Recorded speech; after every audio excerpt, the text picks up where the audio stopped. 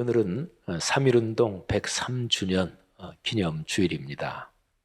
삼위일체 하나님께서 구한말 역사의 격동기에 우리나라와 민족을 사랑하셔서 이 땅에 예수 그리스도의 복음을 주셨습니다. 기독교 신앙이 이 나라에 전파된 것은 참으로 크신 하나님의 은혜요, 그리고 섭리였습니다.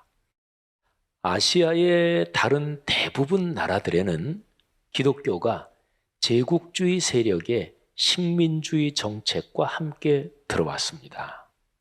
그러니까 기독교가 침략 세력이었습니다.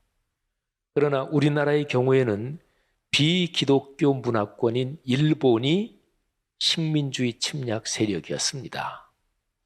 그리고 기독교 문화권 국가들, 당시에 미국 비롯한 독일, 영국, 프랑스 등등 러시아, 그 서구 열강 그런 나라들이 이런저런 이해관계 때문에 일본을 견제했습니다. 물론 같이 손잡은 것도 있고요. 우리나라의 지도자들과 민족 지사들은 서구 열강이 가진 기독교적인 문화권 그리고 그 현실적인 영향력에 주목했습니다.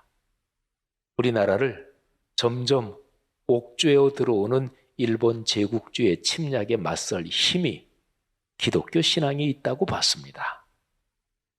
구한말 개화기에 많은 우리나라 지도자들하고 민족 지사들이 이런 계기 때문에 기독교 신앙을 받아들였고 그리고 기독교 신앙에 입문을 했습니다. 자, 기독교 신앙에 입문한 그분들이 구원의 진리를 깨닫고 그리스도인이 됐습니다. 그런데 그렇게 복음을 깨닫고 나서 그들은 자신들이 처음 생각했던 것과는 비교도 되지 않는 엄청난 힘이 기독교 신앙에 있다는 것을 체험했습니다. 하나님께서 인류를 구원하신다는 복음의 내용이 세상의 그 어떤 가치 그리고 어떤 것보다 더 크고 절대적인 것이라는 그 사실을 깨달았습니다. 그러니까 기독교 신앙을 처음 받아들일 당시에는 나라와 민족의 부강이 최고의 목표였고 기독교 신앙은 그 목표를 이루는 수단이었습니다. 그러나 이제는 구원의 복음이 절대적인 가치가 됐습니다. 그런데 그 복음에 나라와 민족을 사랑하라는 명령이 있는 것입니다. 또 그 복음에 비추어 보니 제국주의는 일본 제국주의든 어떤 그 제국주의는 하나님께서 싫어하시는 것이며 죄악이었습니다. 십자가의 복음이 가르치는 바는 사랑과 평화였습니다. 다른 나라나 민족을 침략하여 억압하는 것은 성경의 가르침에 상충한다는 신앙적 관점이 확실해지면서 그러면서 나라 사랑의 가치관은 엄청난 동력을 얻었습니다. 참으로 감사한 일이지요. 만일에 우리나라에도 기독교가 일본 말고 서구, 미국이든 영국이든 독일이든 이런 서구 나라가 제국주의적인 침략과 함께 기독교가 들어왔다면 그러면 우리나라가 기독교를 이렇게 받아들이지 못했을 것입니다. 아시아의 다른 나라들, 태국이든 인도네시아든 필리핀이든 전부 다 기독교가 서구 열강 기독교 문화권 나라들의 식민주의 정책과 함께 기독교가 들어왔거든요. 우리나라는 이게 반대였단 말이죠. 참으로 커다란 하나님의 은혜요 섭리입니다. 사랑하신 여러분, 그러면 봅시다. 기독교 신앙의 구원에서 핵심이 무엇입니까? 로마서 4장 1절부터 12절 말씀을 묵상하면서 그 가르침에 한번 귀를 기울입시다. 사도 바울은 로마서 3장까지의 내용에서 하나님의 은혜에 근거하여 믿음으로 의롭게 되는 복음을 설명합니다. 자, 4장으로 넘어가면서는 아브라함을 예로 듭니다. 자기의 행위, 그 공로로 의롭게 되는 율법의 의, 그리고 하나님의 은혜에 근거하여 믿음으로 의롭게 되는 하나님의 의, 이 두 가지를 비교하는 거예요. 율법의 의, 그리고 하나님의 의. 유대인은 율법의 의를 쫓았습니다.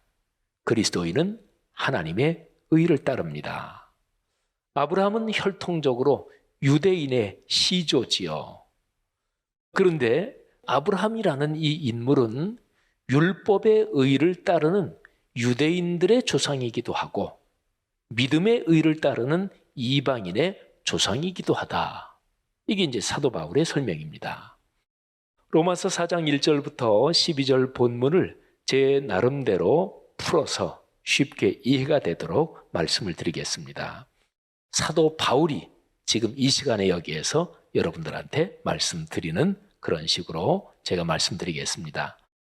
지금까지 믿음으로 구원받는다는 것을 말씀드렸습니다. 그러면 이제 아브라함을 예로 들겠습니다. 아브라함처럼 중요한 분이 없지 않습니까? 믿음으로 구원받는 하나님의 의가 아브라함의 삶에서도 확인됩니다.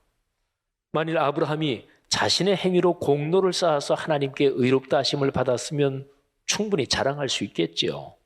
그러나 아브라함은 하나님 앞에서 자랑할 것이 전혀 없습니다. 창세기 15장 6절을 보십시오. 아브라함이 하나님을 믿음에 하나님이 아브라함을 의롭게 여기셨다고 기록되어 있지 않습니까? 보세요.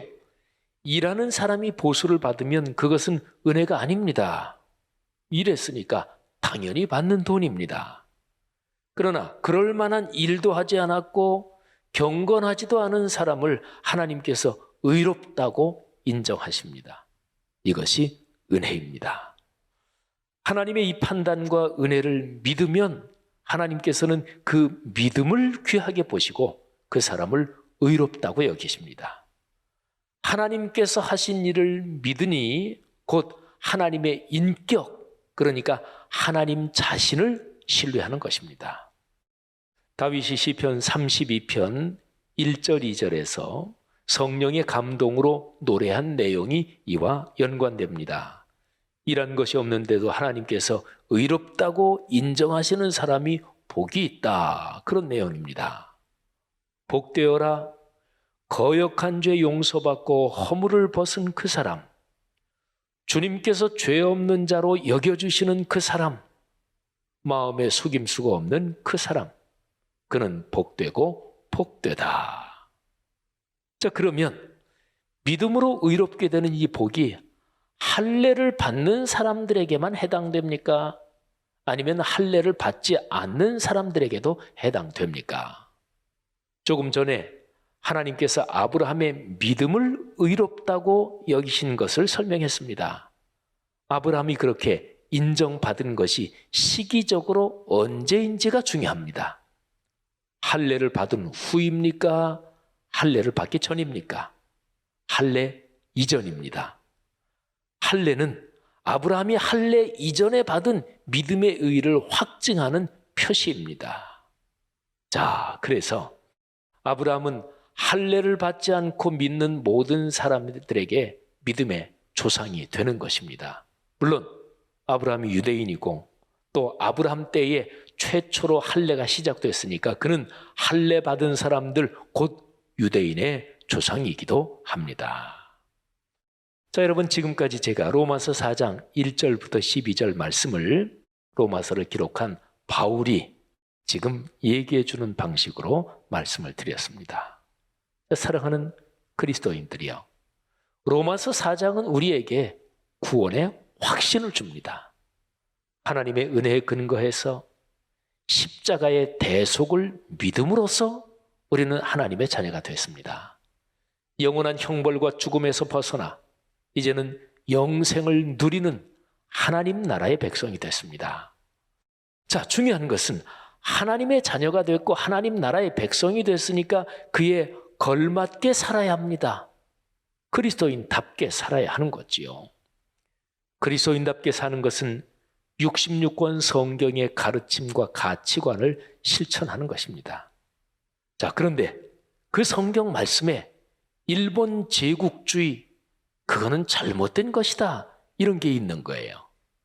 제국주의적인 침략은 성경 말씀에 비추어 볼 때 하나님 앞에서 죄악이라고 그렇게 기록이 되어 있는 거예요. 103년 전에 우리 신앙의 선배들, 100몇십 년 전에 나라와 민족을 구원하기 위해서, 나라와 민족을 지키기 위해서 기독교 신앙, 서구 선진국들이 가진 그 문화권이 좋구나, 이렇게 예수를 믿은 사람들이 예수를 믿고 나서 깨달은 것이 바로 이것이었습니다. 사랑하신 여러분, 우리 신앙의 선배들이 이것을 깨닫고 그리고 나서 이제 이루어진 그 일이 바로 1919년의 3.1 독립운동입니다. 1919년 3.1 독립운동이 일어나기 그 즈음에는 말이죠, 뭐 남북이 뭐 갈라지지 않고 전체 한반도. 근데 여기에서 조선 사람들의 어떤 조직은 하나도 남아있지 않았습니다. 예외는 바로 교회였습니다. 그러니까 조선 팔도, 이 한반도 삼천리 금수강산 전체를 조선 사람들로 연결되는 조직은 유일하게 교회, 기독교만이 남아 있었습니다. 그래서 33인 독립선언서에 서명한 그분들 중에서 16분이 기독교인이고, 또 일제에 의해 체포되고 이렇게 저렇게 고초를 겪은 사람들의 55% 정도가 그리스도인들이었지만, 사실은 그 정도가 아니라 기독교적인 교회의 연결망이 전국에 있었기 때문에 3.1 독립운동이 가능했습니다. 사랑하신 여러분, 103년 전에 그리스도인들은 나라와 민족을 사랑하는 마음으로 일본 제국주의에 맞섰습니다. 용감하게 믿음으로 떨치고 일어났습니다. 그리고 하나님께서 그 3.1 운동, 그 독립운동에 함께 계셨습니다. 3.1 운동 이후 오늘까지 우리 민족과 나라의 정신에는 3.1 정신이 흐르고 있습니다. 대한민국 헌법 전문에 이것이 명백하게 명시되어 있습니다. 헌법 전문, 중고등학교 때 그때 한번 이렇게 본 기억난다. 근데 생활하면서 헌법 전문 읽어보고 그럴 일은 별로 없잖아요. 한번 전문 내용을 제가 읽어드릴 테니까 들어보십시오. 이게 우리나라의 법적인 그리고 정신적인 가치입니다. 유구한 역사와 전통이 빛나는 우리 대한국민은 3.1 운동으로 건립된 대한민국 임시정부의 법통과 불의에 항거한 4.19 민주이념을 계승하고 조국의 민주개혁과 평화적 통일의 사명에 입각하여 정의 인도와 동포애로서 민족의 단결을 공고히 하고 모든 사회적 폐습과 불의를 타파하며 자율과 조화를 바탕으로 자유민주적 기본 질서를 더욱 확고히 하여 정치, 경제, 사회, 문화의 모든 영역에 있어서 각인의 기회를 균등히 하고 능력을 최고도로 발휘하게 하며 자유와 권리에 따르는 책임과 의무를 완수하게 하여 안으로는 국민 생활의 균등한 향상을 기하고 밖으로는 항구적인 세계 평화와 인류 공영에 이바지함으로써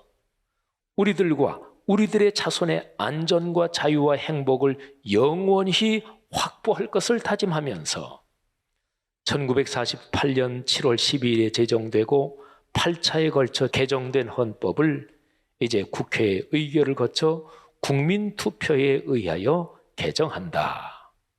굉장히 긴 내용이 한 문장으로 되어 있습니다. 사랑하는 여러분, 지금 유럽에서 전쟁이 벌어지고 있습니다. 러시아가 우크라이나를 부당하게 침략했습니다. 유럽뿐 아니라 세계 대부분의 나라들이 이 상황을 걱정하면서 러시아의 제국주의적 침략을 규탄하고 있습니다. 러시아는 우크라이나를 본래 자기들 나라다. 푸틴이 이 침공을 개시하기 전에 텔레비전에서 1시간 동안이나 그냥 마구 연설을 한 게 있어요. 우크라이나는 본래 우리 러시아 땅이다. 그러면서 푸틴이 얘기하는 것이 1917년에 그 레닌, 트로츠키 그 공산혁명을 얘기했어요. 그거는 역사를 천박하게 아는 거지요. 그 우크라이나 그 중심 도시 키예프는 988년, 그러니까 한참 전에 키예프 공국이었을 때 기독교 신앙을 받아들였고, 그리고 거기가 슬라브 민족, 거기가 사실은 중심입니다. 그러니까 공산혁명으로 이루어진 소비에트 연방, 그거를 근거로 우크라이나는 원래 우리 땅이다. 이거는 참으로 천박한 역사의식이지요. 그런데 러시아가 우크라이나를 그렇게 생각하는 것처럼 중국이 대만을 또 그렇게 생각하지요. 그래서 그런 상황에서 중국은 러시아가 유엔 안전보장이사회 상임 이사국이고 그래서 거부권을 가지고 있기 때문에 안전보장이사회에서 러시아의 침략을 규탄하는 성명서를 낼 때 러시아는 물론 거부권을 행사했고 그리고 중국이 기권을 했지요. 교묘하게 러시아의 입장을 투둔하고 있습니다. 러시아의 침략은 인륜과 국제 질서에 반하는 행위입니다. 사랑하신 여러분, 그러면 우리나라, 우리 민족에 관해서 한번 이런 질문을 던져보십시다. 어떻게 해야 나라를 굳건하게 지킬 수 있을까요? 자, 현실적으로 다른 나라와 맺은 동맹과 외교적인 협력 관계가 참으로 중요합니다. 한미 관계 비롯해서. 그러나 근본적으로 보면 우리나라는 우리가 지켜야 합니다. 동맹이나 협력 관계도 우리가 힘이 있을 때 제대로 작동됩니다.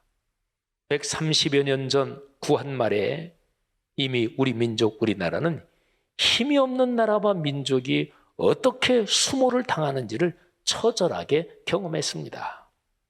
영원한 우방도 영원한 적도 없다는 국제 질서의 냉엄한 현실도 지혜롭게 직시해야 합니다. 그러니까 충분한 힘을 갖고 있어야 인도주의적인 이상을 추구하는 나라들과 손을 잡고 국제사회 그리고 세계 평화에 기여할 수 있는 거지요. 자, 질문 하나를 더 던져보겠습니다. 나라가 부강해지는 방법이 무엇일까요? 자, 일반적으로 표현해 보면 나라가 부강해지는 방법을 일반적으로 표현하면 지도자들이 진실과 정의와 대의 명분에 귀를 기울이는 것입니다. 그리고 국민들은 정의, 정직, 올곧음, 더불어 사는 것 이런 것에 대한 강한 확신을 가져야 합니다. 자, 이게 일반적으로 말하면 그래요. 그러면 신앙적으로 말하면 어떻게 얘기할 수 있을까요? 지도자들과 국민들이 영원한 진리인 삼위일체 하나님의 말씀을 듣고 순종해야 합니다. 하나님은 십자가 사건을 중심한 66권 성경을 통해 특별 계시의 메시지로 인류에게 말씀하십니다. 그러나 인간 일반에게 주신 하나님의 형상에 근거한 양심과 인도적 인륜 도덕 이런 일반 계시로도 또 말씀하십니다. 그러니까 유엔 헌장에 기본적으로 명시되어 있는 말하자면 인도적 인륜 도덕은 하나님의 일반 은총에서 참으로 중요한 가치인 거지요. 여러분, 우리나라의 지도자들 중에서 기독교 신앙을 가진 분도 있고 그렇지 않은 분도 있죠. 그런데 기독교 신앙을 가진 사람들은 그들의 신앙이 단지 형식이나 사회적인 어떤 치장이 아니라면 기독교 신앙을 가진 우리 국가의 정치인들 또는 경제계 여러 방면에 있는 기독교인 지도자들은 마땅히 겸허한 마음으로 귀를 기울여 하나님의 말씀을 듣고 그 말씀의 뜻을 자신이 담당하고 있는 공적인 일에 적용하고 실천해야 합니다. 자, 지도자들 중에서 기독교 신앙을 갖지 않은 사람들은 헌법과 제반 법률에 따라 나라의 발전을 위한 대의 명분에 충실하며 선공후사의 정신으로 직무를 수행해야 합니다. 기독교 신앙을 갖지 않은 사람들이니까 그 사람들이 하나님의 말씀을 듣거나 그러진 않겠죠. 그러니까 국가의 지도자니까 헌법과 제반 법률을 잘 지켜야 되고 거기에 정신을 기억하면서 그리고 선공후사의 정신으로 지도자의 직무를 수행해야 합니다. 다른 사람들과 집단들의 의견에 귀를 기울이며 그래서 우리 사회가 다양성의 조화를 이루도록 협치의 정신을 가져야 합니다. 사랑하는 성도 여러분들이요, 예수를 믿는 지도자든 예수를 믿지 않는 지도자든 전부 다 합쳐가지고 듣는 마음이 중요하다 이렇게 얘기할 수 있습니다. 듣는 마음이 참으로 중요합니다. 자, 먼저는 하나님의 말씀을 듣는 마음이고 다음으로는 다른 사람의 얘기를 듣는 마음입니다. 여기에서 진리에 근거한 만남이 이루어지고 또 다른 사람과의 대화와 소통이 이루어집니다. 바로 이렇게 돼야 우리 사회에서 신뢰가 깊어지고 정신적인 힘이 강해집니다. 여러분, 이런 신뢰가 형성될 때 그때의 시장 경제가 작동되는 거예요. 여러분, 자본주의 시장 경제, 하여튼 이 시장 경제는 그 사회의 신뢰가 형성돼 있어야 이게 발전되는 거예요. 독재 국가나 또는 마약 갱단들이 막 판치고 설치는 그런 사회에서 주식시장이 발전하는 거 봤어요? 그런 일은 없습니다. 그러니까 시장 경제라는 것 자체가 그 사회 정직하다, 그리고 사회 신뢰의 분위기가 형성돼야 그래야 시장 경제가 발전되고 그리고 법치의 민주주의가 그래야 열매를 맺을 수가 있어요. 재판하고 또는 이런저런 거기에 돈 찔러주면 다 된다. 옛날에 우리 사회 그런 게 굉장히 심했잖아요. 세상을 떠나신 저희 아버지가 그런 얘기 하시는 게 어렸을 때 많이 기억나요. 돈 좀 찔러줘야 돼. 공무원이나 이런데 경찰이나 다 우리 사회에 그런 게 아주 심했잖아요. 옛날보다 훨씬 더 사회가 괜찮아졌잖아요.